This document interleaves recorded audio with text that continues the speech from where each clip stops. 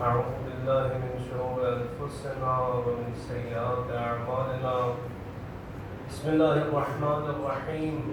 ولا حول ولا قوة إلا بالله العلي العظيم. حسبنا الله ونعم الوكيل، نعم المولى ونعم النصير. أفوض أمري إلى الله إن الله بصير بالعباد. الحمد لله رب العالمين، والصلاة والسلام على البشير النذير والسراج المنير الذي سمي في السماء بأحمد وفي الأرضين بأبي القاسم مصطفى محمد.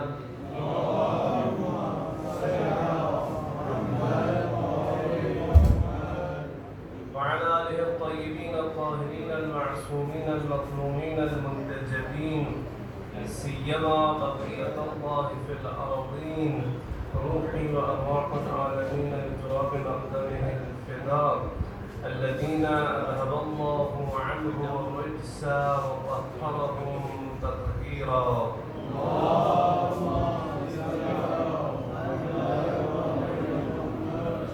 واللعن الدائم على أعدائهم وغاصبي حقوقهم ومنكر فضائلهم أجمعين من يوم ظلمهم إلى يوم الدين. أما بعد، فقد قال الحكيم: أعوذ بالله من الشيطان الرجيم. كم من فئة قليلة غلبت فئة كثيرة بإذن الله. درود پڑھیے محمد اور محمد.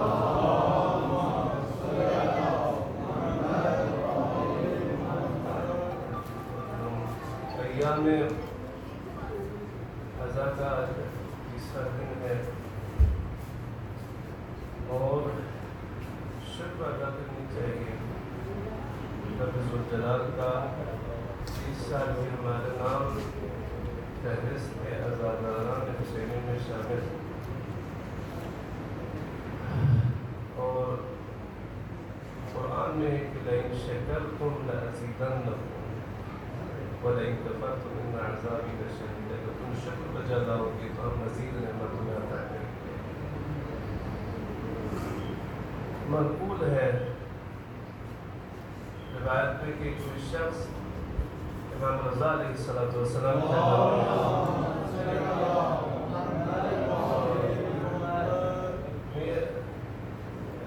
کلام میں پیش کر رہا ہوں تاکہ ہر کسی بھی نعمت کو، خاص طور پر روحانی نعمتوں کو کم نہ سمجھے، حتیٰ دنیاوی.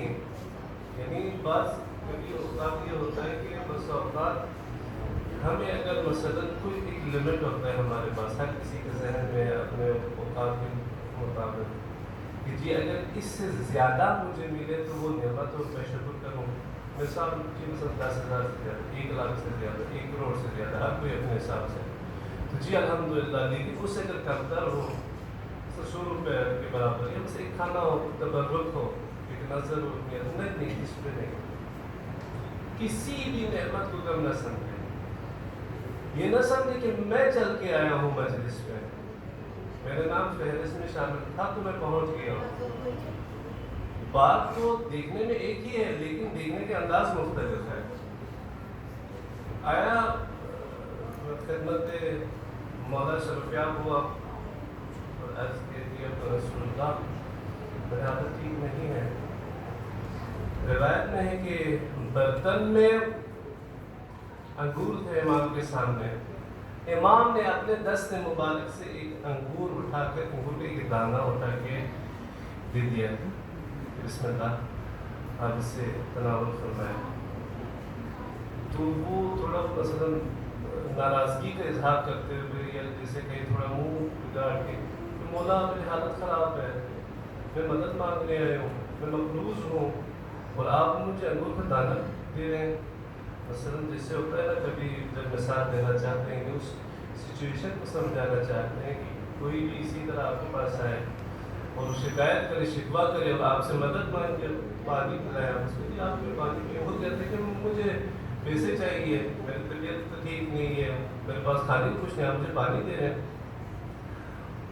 مولا نے وہ دانہ واپس رکھا پورے گچھا پکڑا کے اسے دیے پھر یہ لوگ پھر اس نے وہی شکایت کی وہ راضی نہیں ہوا اور باہر گیا راوی کہتا ہے کہ میں بیٹھا ہوا دوسرا شخص اندر آیا اور دست ادب سینے پہ رکھا کہا السلام علیکم یا رسول اللہ میں فلاں طریقے سے آیا ہوں صرف اور صرف آپ کی دیدار کے لیے مولا نے وہی کام دہرایا راوی بیٹھ کے دیکھ رہا ہے دونوں منظر کہا کہ امام نے اپنے دست مبارک سے ایک دانہ انگور کا پھینک دیا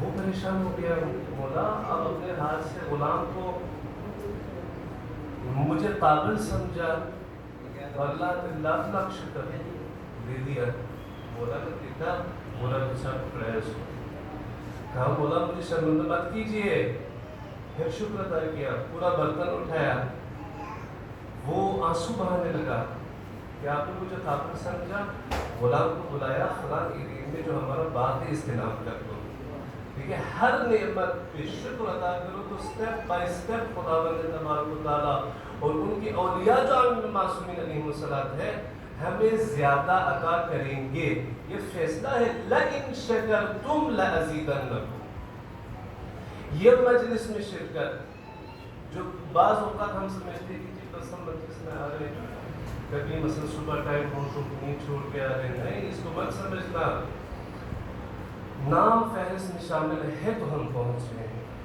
اس کشتی میں سوار ہونے کی ضرورت ہے کشتی نجات اہل بیت السلام کی خدمت درس کیا یہ حدیث ہے ایک روایت میں تمام اہل بیت کو تشبیہ دیا کشتی نجات سے اور ایک روایت میں صرف اور صرف ابا عبداللہ حسین کے بارے میں کہا وہ روایت ہے کہ ان الحسین مصباح الہدی و سفینۃ النجات حسین چراغ ہدایت ہے اور کشتی نجات اور ایک دفعہ فرمایا مثل اہل بیتی کمثل سفینۃ نوح من رکبها نجا ومن تخلف عنها غرق میرے اہل بیت کی مانند کشتی نوح کی مانند ہے کہ جو بھی اس میں سوار ہوگا نجات پائے گا اور جو منہ موڑ لے گا کیا ہوگا ہلاک ہو جائے گا بس اس کشتی میں بیٹھنے کی کیا ہے ضرورت ہے پہنچائے کشتی حسین تک اپنے آپ کو پھر ہاتھ اٹھائے اور مولا ہاتھ پکڑ لیں گے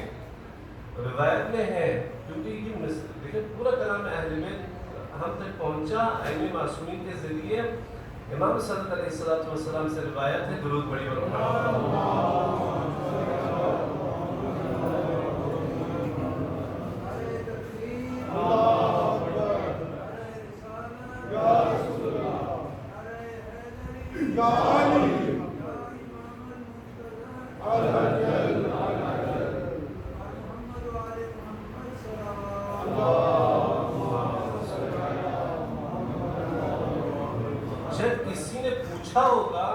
معصوم سے کہ یہ بھی روایت ہے آپ کے نانا جان سے کہ ہم اہل بیت کشتی نجات ہے اور ایک روایت میں ہے کہ حسین کشتی نجات ہے تو مولا نے فرمایا کلنا سفن النجات یہ تم مت سمجھنا ہم سب کشتی نجات ہے لیکن حسین کی کشتی اسرع ہے اس کی سب سے زیادہ ہے لہذا علامہ طباطبائی صاحب المیزان فرماتے ہیں شاید پیش کے پہلے دن آپ کی خدمت میں کہ اگر کوئی چاہتا ہے کہ روحانی منازل کو طے کر لے سیر و سلوک میں تیزی آئے روحانی سفر میں تیزی آئے تو دو ہی جگہ ہیں یا حرم سید الشہداء ہے یا مجلس سید الشہداء ہے یہ آپ اور میری بات نہیں ہے وہ فیلسوف تھے وہ عارف تھے وہ مفسر المیزان ہے علماء فرماتے ہیں کہ آج تک تاریخ تشیع میں کسی نے المیزان کی طرف تفسیر نہیں لکھی وہ تفسیر المیزان کے صاحب ہے اور وہ کہتے ہیں کہ اگر جو ہے روحانی سفر میں تیزی لانا چاہتے ہیں تو بہترین جگہ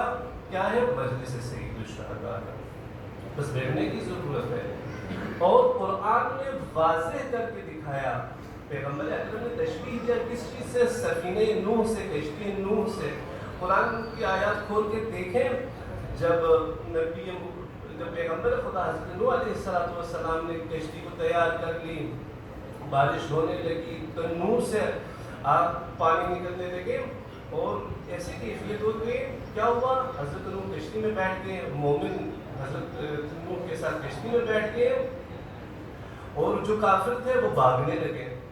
ان میں کون شامل ہے؟ ان کا بیٹا بھی شامل ہے.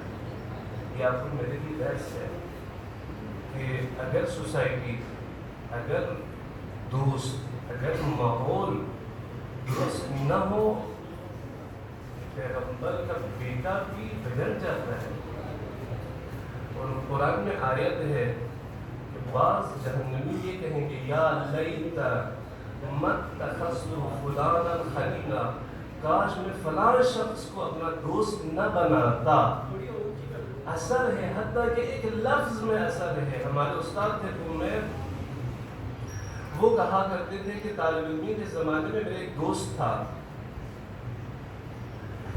وہ کہتے ہیں کہ میں مقید تھا، یہ میرا وظیفہ تھا کہ میں ہر روز بیوی کے روزے پہ جاتا تھا. ہر روز بلا ناغہ، درس سے پہلے یا درس کے بعد بیوی کے روزے پہ جاتا، زیارت کرتا، سلام عرض کر کے واپس آتا. پھر وہ شخص وہ بھی طالب علم تھا لیکن معرفت میں کمی ہے. اس نے کہا کہ آپ اپنے آپ کیوں ذہن میں ڈالتے ہیں؟ یہ امام زادے تو ہیں، امام معصوم تو نہیں ہے، 14 معصومین میں سے تو نہیں ہے. لہٰذا آپ ہفتے میں ایک دفعہ جمعرات کو یا جمعے والے دن آئے، زیارت کریں، باقی اپنے ٹائم درس میں گزاریں. وہ کہتے ہیں کہ خود میں نے نوٹ نہیں کیا لیکن دیکھا کہ میں 40 دن ہو گئے اور میں حرم نہیں پہنچا. ایک بات سے شاید آپ کہیں کہ جی ایسی بات، ہم تو طرح طرح کے لوگوں کے ساتھ بیٹھتے ہیں تو ہمیں اثر ہی نہیں ہوتا. کہتے ہیں کہ بعض لوگوں کی جو روح ہے، نفس ہے، اس قدر پاک ہے. قرآن مفسر قرآن ہے ایران میں، 40 سال سے ہر جمعرات ٹی وی پہ ان کا درس تفسیر قرآن چلتا ہے. 40 سال سے وہ اس کو سمجھانے کے لیے مثال دیتے ہیں. وہ اپنے امامے کی طرف اشارہ کرتے ہیں، میں بھی اسی مثال کا سہارا دیتا ہوں. درود پڑھی و محمد و آل محمد.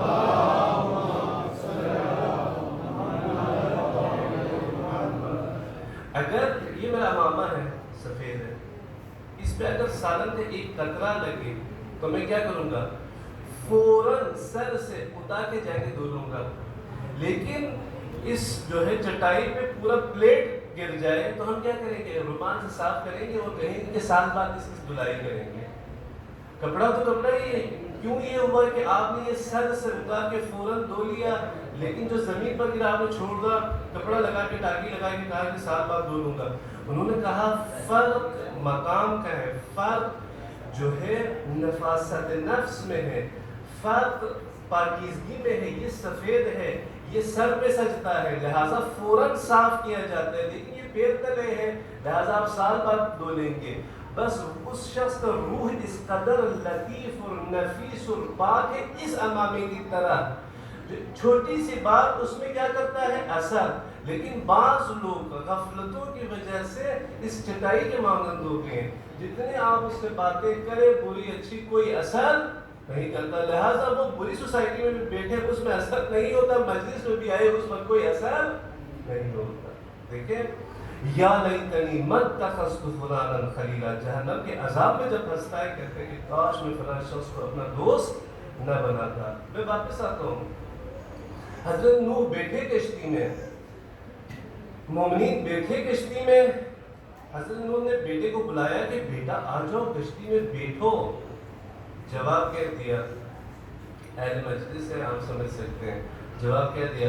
بابا مجھے آپ کی کشتی کی ضرورت نہیں، میں کیا کروں گا؟ میں پہاڑوں میں بھاگ کے نجات حاصل کروں گا. قرآن نے یہ ثابت کر دیا جو بھی کشتی نجات کو چھوڑ کے پہاڑوں کی طرف بھاگے ان کی کوئی نجات نہیں. درود پڑھی و محمد و آل محمد.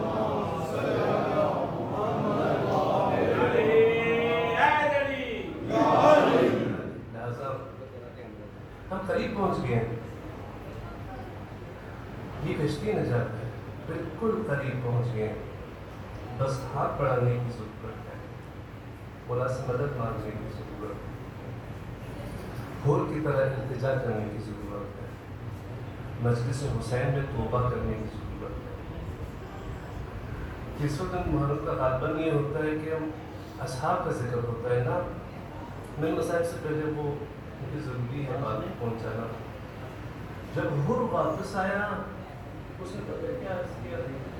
اس نے عرض کیا کہ یا ابن رسول اللہ حل لی من توبہ، میری توبہ قبول ہے۔ توبہ کیا حر نے اور اظہار بھی کیا کہ میں تائب ہوں۔ اگر مجلس حسین میں بیٹھنا ہے، اگر حر بننا ہے تو زبان پر ادا کیجیے کہ مولا میں توبہ کرنے آیا ہوں، میں توبہ کر کے آیا ہوں، میں نادم ہوں، میں پشیماں ہوں۔ پھر حسین دیکھیں کیسے آپ کے ہاتھ رکھے گا۔ عزیزان محترم، بات ہو رہی تھی اس پہ پہلے مجلس میں ہم نے عرض کیا کہ کچھ الفاظ مثالوں کے سہارا لیتے ہوئے کہ مجلس حسین اب عبداللہ ضروری ہے، واجب نہیں لیکن وہ مستحب عمل ہے جس کا سہارا لے کے بہت سے واجبات بچتے ہیں۔ ابا عبداللہ کی اس قربانی نے مکمل اسلام کو بچایا۔ عزائے سید الشہداء یہی ہے، لہذا مغربی جو مفکر ہیں جنہوں نے تشیع پر ریسرچ کی ہے، انہوں نے آخر میں یہی نتیجہ نکالا کہ جو دو پر ہے، جو مضبوط بازو ہے جو تحفظ دیتی ہے تشیع کو، وہ کیا ہے؟ انہوں نے کہا ایک عزائے سید الشہداء ہے اور ایک مرجعیت اور انتزاع کا جو کنسپٹ ہے۔ اور اگر دیکھا جائے دونوں کو کوشش یہ ہے کہ دونوں کو بگاڑا جائے، ہم تشیع کو، ہم عزائے سید الشہداء کو۔ اب آپ دیکھیں کیا حالات ہیں مجالس کے، گانوں کے طرز پہ عجیب اداکاریاں، اور اگر یہی کام خدا نہ کرے، خدا بزرگوں کا سایہ ہم سب کے سروں پہ مستدام رکھے، اگر کسی کے ہاں اس کی جو ہے والد چلا جائے، والدہ کی وفات ہو اور رسم قل ہو اور ایصال ثواب کی کوئی مجلس ہو اور کوئی آئے اور ادھر اس طرح کی اداکاریاں کرے تو اسے نہیں پسند آئے گا۔ تشییع جنازہ میں ہو، ایک بہرحال آداب ہے، ایک مستحبات پر ہم عمل کرتے ہیں، اسی تشییع میں کسی طرح کی آواز نکالنا شروع کرے یہ کوئی پسند کرے گا؟ وہ قطعاً نہیں پسند کرے گا۔ پھر کیسے کہ ذکر سید الشہداء کے ساتھ اس طرح کی حرکت، ذکر شہید سید الشہداء میں مجلس اب عبداللہ حسین اس طرح کی حرکتیں ہو رہی ہیں۔ کیوں؟ کیونکہ انہوں نے پہچانا ہے خروج تشیع عزاداری سید الشہداء میں اور مرجعیت میں۔ دیکھیں لہٰذا عزا ضروری ہے، عزا اگرچہ مستحب ہے لیکن مستحب مؤکد ہے۔ لہٰذا آپ دیکھتے ہیں تمام اعمال میں، آپ دیکھیں 28 رجب ہو، 13 رجب ہو، جی 15 شعبان ہو، جی 21 رمضان ہو، شبہ قدر ہو، سب میں مستحب عمل سر فہرست کیا ہے؟ زیارت سید الشہداء۔ شب قدر ہے، زیارت سید الشہداء۔ نیمہ شعبان ہے، زیارت سید الشہداء۔ 27 رجب ہے، زیارت سید الشہداء۔ 13 رجب ہے، زیارت سید الشہداء۔ کیوں؟ کیونکہ یہ پیغام پہنچانا چاہتے ہیں امام معصومین کہ تم نے کبھی نہیں بھولنا اس عظیم قربانی کو۔ چلے ہم نے اس کو تسلیم کیا کہ یہ ضروری ہے عزا کو ماننا۔ پھر عرض کیا کہ اگر کوئی مجلس سید الشہداء میں آتا ہے اور اس میں تبدیلی نہ آئے، اس مجلس سے کوئی فائدہ نہیں، تبدیلی ضروری ہے۔ اور عرض کیا کیسے، میں دوبارہ مثال دہراتا ہوں تاکہ ذہن نشین ہو جائے۔ 6 مہینے کے لیے بچے کو کسی اکیڈمی میں بھیجیں، کسی اسکول میں داخلہ کرائے، اس میں تبدیلی نہ آئے، بچہ بہتری نہ آئے اس کی تعلیم میں، ماں باپ کیا کرتے ہیں؟ ماں باپ فوراً نکال دیتے ہیں کہ اس میں کوئی فائدہ نہیں، یا بچہ محنت نہیں کرتا یا وہ ادارے والے جو بھی ہو وہاں سے نکال لیتا ہے۔ تو کیسے ہے کہ 6 مہینہ بچہ اگر کسی اکیڈمی اور اسکول میں جائے اور اس میں تبدیلی اور بہتری نہ آئے، آپ اس بچے کو نکال لیتے ہیں۔ 6 مہینے کیا 6 سال کیا، ہم 60 سال سے مجالس میں بیٹھ رہے ہیں لیکن ہمیں کوئی تبدیلی نہیں آتی اور پھر ہم نظر ثانی نہیں کرتے، یہ کیسی بات ہے؟ پھر یقیناً اس مجلس میں تبدیلی انسان میں ضروری ہے، جیسے کہ عرض کیا، جیسے حور میں تبدیلی، زہیر میں تبدیلی ہے، اور بہت سارے شہداء میں۔ وہب ہے جو نصرانی ہے، نصرانی تھا لیکن آپ کی قربانی پیش کی مولا کے قدموں میں، ٹھیک ہے، یہ تبدیلی ضروری ہے۔ اچھا ہم نے کہا تبدیلی کیوں نہیں آتی؟ قدم بقدم تبدیلی کیوں نہیں آتی؟ چلو عزا ضروری ہے، چلازون عزا میں شرکت کر دی، عزا میں اس نیت سے آئے کہ تبدیلی لائے اپنے آپ میں۔ اچھا تبدیلی کیوں نہیں آتی؟ کیونکہ نظام معرفتی میں بگز ہے۔ وہ جو ایپ بناتے ہیں یا آئی ٹی میں کام کرتے ہیں وہ یہی کہتے ہیں یہی سمجھاتے کہ جب کوئی ڈیزائن ہوتا ہے جو ہے سافٹ ویئر، پھر تھوڑی دیر تک اسے چلاتے ہیں تاکہ اس میں جو خلا ہے، جو اس میں کمیاں ہیں، جو اس میں بگز ہیں وہ نکل آئے اور وہ صحیح ہو جائے. کیوں؟ کیونکہ پھر وہ پروگرام اور وہ ایپ مس کیلکولیشن کے شکار ہوتا ہے. ہم بھی اگر مس کیلکولیشن کے شکار ہو گئے پھر نتیجہ کچھ اور نکلے گا. چاہتے کچھ اور ہے لیکن نتیجہ کچھ اور نکلتا ہے. یہ عزائر ابا عبداللہ میں جو ہم چاہتے ہیں اگر نہیں ہو رہا، ہم نے عرض کیا نظام معرفتی میں کچھ کمی ہے، جیسے کہ کل عرض کیا آپ نے خدمت میں. کیوں؟ کیونکہ ہم امام کو باب حاجت سمجھتے ہیں، باب ہدایت سمجھتے نہیں. بس ہم صرف حاجات مانگتے ہیں مولا سے کہ مولا مجھے یہ دو، مولا مجھے یہ چاہیے، مولا مجھے وہ چاہیے. اور کبھی نہیں کہتے کہ مولا آپ کو مجھ سے کیا چاہیے، کس چیز کی ضرورت ہے. ضرورت کی بات نہیں، وہ تو مالک ارض و سما ہے، ٹھیک ہے، لیکن وہ آئے ہیں ہدایت کے لیے اور ہدایت کے لیے کچھ ہمیں کرنا ہوگا. اس لیے ہم عرض کرتے ہیں کہ آپ کو کیا ضرورت ہے یا ہماری ذمہ داری کیا ہے اور ہمیں کیا کرنا چاہیے. کیوں؟ کیونکہ ہم ہمیشہ سے ان کو باب حاجت سمجھتے رہے. کیوں؟ کیونکہ اب شاید میں تو اہل ادب نہیں ہوں، شاید جو اہل ادب ہے، جو شعراء ہے، شاید اس چیز کو صحیح سمجھتے ہوں گے. لیکن پھر کیا ہوتا ہے، جو امام ہے جس کے بارے میں بی بی فاطمہ الزہرا سلام اللہ علیہا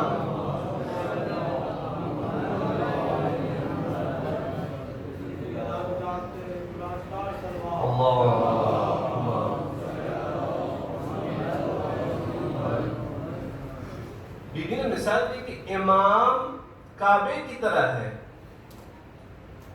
نہ یہ لفظ جو ہم کہتے ہیں قبلہ کا، نہ یہ خود کعبے کی طرح، بیت اللہ کی طرح. کہ لوگوں کو چاہیے کہ کعبے کی طرف جائے. کعبہ کہیں بھی چل کے کسی مومن یا مسلمان کے پاس نہیں آتا، ٹھیک ہے. امام کو کعبہ کہا گیا. امام ولی اللہ ہے، امام انسان کامل ہے، امام ہے، امام مولا ہے، ٹھیک ہے. یہ سب الفاظ ہیں. لیکن ہمارے معاشرے میں ہم نے پھر کیا کیا، اب ہم امام کو کیا کہتے ہیں، مرشد. امام کو کیا کہتے ہیں، پیر. دیکھیں جب معرفت میں کمی آئے، الفاظ کے چناؤ کی اس میں بھی تبدیلی آ جاتی ہے. کیوں؟ کیونکہ ہم جو ہمارے نظام فکر ہے، جو معرفت میں ہے، وہ مقام امام کا نہیں. پھر جو ہم دوسروں کو پیر کا لفظ استعمال کرتے ہیں تو پھر کہتے ہیں پیر مرشد. کیا حقیقت یہ لفظ صحیح ہے؟ شاید ہم لفظ کو ہمیں نہیں پتا تھا، ٹھیک ہے، ہم اس لفظ میں تبدیلی لاتے ہیں. وہی امام بولتے ہیں، مولا بولتے ہیں، لیکن وہ جو کمی ہے معرفت میں وہ اپنی جگہ موجود ہے. دیکھیں یہ اگرچہ شاید ایک لفظ ہے، بظاہر کیا ہے، ایک لفظ ہے، لیکن نشاندہی کرتا ہے کہ معرفت میں کمی ہے. لہذا مشہور واقعہ ہے، میں جو عرض کر رہا تھا کہ کبھی انسان کنفیوز ہوتا ہے اور سمجھ نہیں پاتا کہ اس کی ذمہ داری کیا ہے. واقع میرے خیال واقع جمل ہے، جنگی جمل. کوئی شخص آیا امیر المومنین علی بن ابی طالب کی خدمت میں،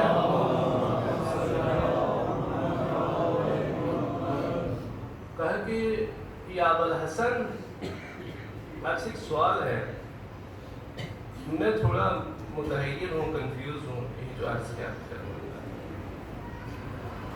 مولانا نے فرمایا کہ ہاں پوچھو.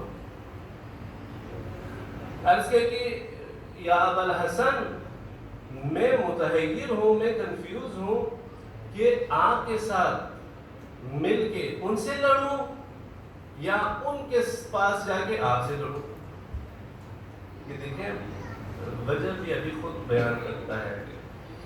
اس لیے کہ میں دیکھتا ہوں یہاں پہ علی ہیں، یہاں پہ عمار ہیں، یہاں پہ بڑے بڑے نام ہیں اصحاب کے، اور اس طرف بھی دیکھتا ہوں تو طلحہ ہے، زبیر ہے، زوجے رسول ہے. پھر امیر المؤمنین نے ایک خوبصورت معیار دیا، جواب دیا اس کو کہ تم لوگوں کو دیکھ کے حق کی تلاش میں ہو، لیکن تمہیں چاہیے کہ پہلے حق کو پہچانو، پھر لوگوں کو اس حق کے مطابق پرکھو۔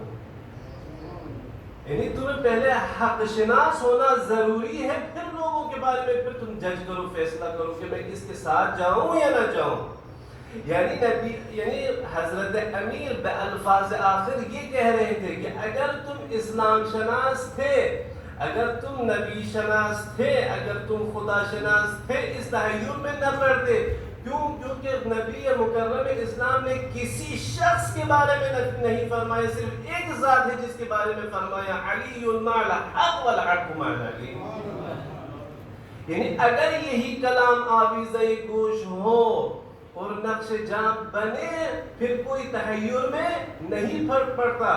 پھر حق کیا ہے؟ علی ہے، علی حق کے ساتھ ہے، یہاں تک کہ رسول نے فرمایا باراللہ حق کو اسی سمت موڑ لو جہاں پر علی ہو، کسی کے بارے میں نہیں۔ یعنی اگر آج مسلمان لڑ رہے ہیں کہ علی حق پر ہے یا کوئی اور حق پر ہے، فلاں سیاست زندہ باد اور فلاں مردہ باد، اگر کہنا یہ چاہتے ہیں کہ مولا کا مطلب من کنت مولا میں کچھ اور ہے، ابھی تک رسول شناس نہیں ہے، نبی شناس نہیں ہے۔ جو شخص جس کے دل میں معرفت رسول نہ ہو، اس کے دل میں معرفت خدا نہیں، اور جس کے دل میں معرفت خدا اور رسول نہ ہو، معرفت امام اس کے دل میں آئے گا ہی نہیں۔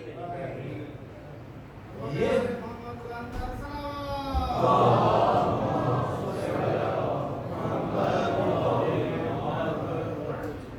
دیکھیں، یہ کمیاں ہیں معرفت میں جو انسان کو کنفیوژن کے شکار کرتی۔ یعنی وہ واقعاً اگر یہی صرف ایک جملہ علی کے بارے میں ہو، تاریخ میں اگر تمام جملات کو آپ مٹائیں، دریا میں پھینک دے، تمام آیات شان امیر المومنین میں اتری ہے اس کو آپ انکار کر لیں، لیکن صرف یہی ایک جملہ نبی مکرم اسلام سے موجود ہو کہ کہے علی مع الحق والحق مع علی، یہی معیار ہے اور آپ کو کسی چیز کی ضرورت نہیں۔ حالانکہ خلیل فراہیدی اہل سنت ادیب ہے، مشہور ہے، اس کی کتابیں آج بھی موجود ہیں اور لوگ پڑھتے ہیں، کہا کرتا ہے کہ میں نے دیکھا تحیر سے کہ دشمنان علی بغض علی میں سارے فضائل چھپاتے رہے اور دوستان علی خوف و ڈر سے چھپاتے رہے، لیکن میں دنیا میں جگہ جگہ دیکھتا ہوں فضیلت علی مجھے نظر آتی۔ میں یہ کیوں عرض کر رہا ہوں آپ کی خدمت میں کیوں عرض کر رہا ہوں؟ یہ نہیں کہ مثلا دادو، نہیں، میں یہ عرض کر رہا ہوں جب انسان کی معرفت میں کمی ہو، میں کہہ رہا ہوں صرف ایک جملہ کافی ہے، لیکن خلیل فراہیدی کہتا ہے میں جو کتاب اٹھا کے دیکھتا ہوں، تفسیر ہو، حدیث ہو، تاریخ ہو، سیرت ہو، ادب ہو، ہاں جی، رجال ہو، جو بھی ہو، جس کتاب کو کھول کے دیکھتا ہوں مجھے فضیلت علی نظر آتی ہے۔ پھر بھی لوگ آج اس بات پر اختلاف کر رہے ہیں کہ علی حق پر تھا یا اس کے سامنے والے حق پر تھے۔ دیکھیں واقعاً پھر کہتے ہیں کہ اگر معرفت میں کمی ہو، اور کربلا میں بھی اگر دیکھیں اس کا نتیجہ دیکھیں، کیونکہ جب کسی بات کی اہمیت کے بارے میں آپ گفتگو کرنا چاہتے ہیں، پہلے اسے بات تھوڑا وضاحت کے ساتھ بیان کرتے ہیں، پھر کہتے ہیں اس کے نتائج اور ثمرات کیا ہے، نتیجہ کیا ہے۔ کربلا میں دیکھیں، ہم جو کہتے ہیں کہ مجلس حسین میں تبدیلی نہیں آتی، لوگ تبدیل نہیں ہوتے، پھر ہم کہتے ہیں کہ معرفت پر ہاتھ رکھتے ہیں کہ اس وجہ سے ہے۔ دیکھیے، میں ادنس طالب علم ہوں، مکتب امام جعفر صادق علیہ السلام، اور مجھے معلوم نہیں ہے کہ واقعا میں اپنے آپ کو طالب علم کہہ بھی سکتا ہوں یا نہیں، کیونکہ روایت میں ہے کہ جو طالب علم ہوتا ہے، حقیقی طالب علم ہوتا ہے، اس میں تمام شرائط موجود ہوں، جب گھر سے طلب علم کے لیے نکلتا ہے فرشتے اپنے پر بچھاتے ہیں اس قدموں کے نیچے۔ لہٰذا یہ روایت میں اجازت میں کرتا ہوں کبھی کہ میں اپنے آپ کو طالب علم بھی کہوں یا نہ کہوں، ٹھیک ہے۔ مجھ جیسا کوئی بندہ ہے کہ مثلا یہ بیان کرتا ہے تو پھر وہ بیان کرتا ہے، پھر کہتا ہے کہ جی ایک دم ہم سب تبدیل ہو جائے، کیوں نہیں ہو سکتا؟ لیکن میں کہتا ہوں بعض اوقات تاریخ نے ہمیں یہ ثابت کر دیا کہ انسان اگر معرفت کے دروازے بند کرے نا، امام برحق ولی خدا بھی اگر بات کرے اور خطبہ دے لوگوں میں اثر، لہذا امام اپنی ذمہ داری ادا کر رہا ہے، لیکن ہماری بھی کوئی ذمہ داری ہے۔ دیکھیں یہ میں نے اس دن بھی عرض کی کہ یہ دو طرفہ ہے۔ یہ نہیں ہے کہ صرف امام آئے اور اعجاز امامت سے سب کو مسلمان بنا دے، سب کو شیعہ بنا دے، سب کو مومن، نہیں۔ ہماری بھی کچھ ذمہ داریاں ہیں۔ مولا سرکار سید الشہداء مدینے سے نکلے کربلا تک ہر منزل میں خطبہ دیتے رہے۔ اب شیر خدا کے بیٹا ہے حسین، امیر المؤمنین علی امیر الکلام کی طرف فصاحت اور بلاغت کے عروج پہ ہے، معراج پر ہے حسین، ولی خدا ہے حسین، نواسے رسول ہے، دلبند زہرا ہے۔ میں سب یعنی شان ابا عبداللہ کو بیان کرنا چاہتا ہوں کہ حسین آ کر میدان کربلا میں خطبہ دے رہے ہیں۔ پھر لوگوں کے رد عمل کیا ہے آپ بتائیں؟ اب اصحاب مجلس سے مجالس میں ذکر ہے، لوگوں نے شور مچایا، اللہ یعوذ باللہ مذاق اڑایا، حسین خطبہ دے رہے ہیں، لوگ ہنس رہے ہیں۔ حسین سے بڑھ کر، حسین سے اعظم و اشرف کوئی خطیب اور واعظ اور درس دینے والا اس کائنات میں نہیں۔ لیکن یہ کیسی بات ہے کہ وہ ہدایت کرنا چاہتے ہیں لیکن لوگ تیار نہیں۔ آثار ہے جو ہم زندگی میں کرتے ہیں۔ مولا نے بہت مختصر سے جملے میں بتایا، مولا نے فرمایا مجھے معلوم ہے کہ تم لوگ سن کیوں نہیں رہے اور یہ اثر کیوں نہیں کر رہا۔ مولا نے فرمایا ملئت بطونکم من الحرام، حرام کھا کھا کے تم نے اپنے دل کے دروازے بند کر دیے۔ اب اگر حسین بھی آپ کے خطبہ دے تم لوگوں میں اثر، لہذا عزیزان محترم، یعنی میں یہ عرض کرنا چاہ رہا تھا کہ مثلا جو واعظ ہے، جو خطیب ہے، جو علماء ہیں، جو بیان کرتے ہیں وہ اپنی جگہ، لیکن آپ اور مجھے بھی کچھ کرنا ہوگا، اور یہ فیصلہ اسی مجلس میں کر لیں، مجالس ابا عبداللہ میں کر لیں۔ جب آپ عزم و ارادہ کریں گے، جب آپ اس عزم کے ساتھ اس مجلس سے نکلیں گے، جب آپ سوچنے پر مجبور ہوں گے اور سوچنا شروع کریں گے، پھر خود بخود راستے کھلتے جائیں گے آپ کے لیے اور ہمارے لیے۔ تو لہذا اس چیز پر توجہ دینے کی ضرورت ہے کہ امام شناس ہونا چاہیے۔ جیسے کہ عرض کیا، اگر یہی ایک جملہ امیر المؤمنین کے شان میں محمد و آل محمد، خوشنودی بی بی فاطمہ